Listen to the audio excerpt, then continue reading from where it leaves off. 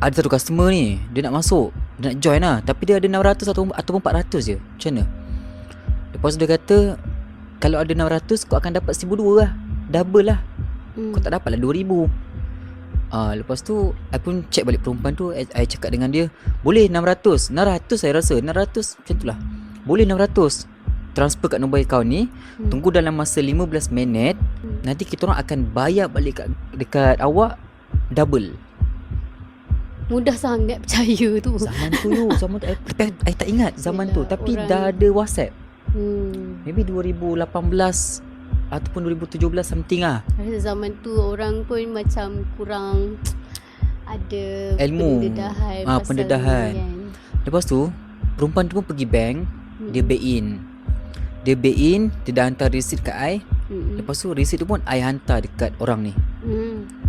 Lepas tu orang ni balas kat I, okay, tunggu lah, sekejap lagi dalam masa 15 minit duit akan masuk dekat akaun perempuan ni. Bagi nombor akaun awal.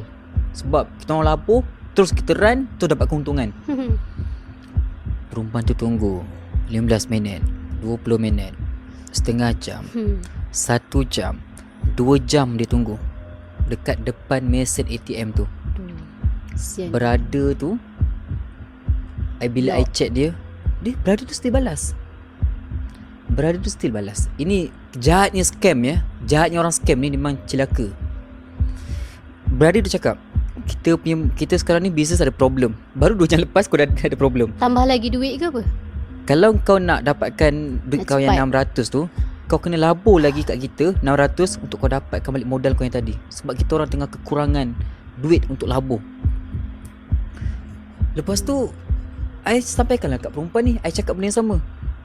Perempuan ni macam dah nangis tau. Lepas tu I jujur lah, saya ni orang tengah. Saya tak tahu apa tau. Saya pun tak kenal orang ni siapa. So apa kata, awak chat brother ni terus. I pun bagi nombor. So perempuan ni pun chat lah. Chat. Selang beberapa minit macam itu, perempuan ni chat balik. Dia bagi tahu I, brother ni, dia kata, Kalau aku nak duit aku balik, kalau aku tak ada duit untuk bayar yang dia nak tu, dia suruh aku send gambar. Kau send gambar, Siap. aku akan bagi balik duit 600 dekat kau. Perempuan tu nangis-nangis kat I tu.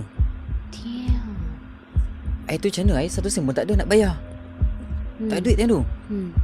So apa yang I boleh buat? Borak sampai pecah. Let's go!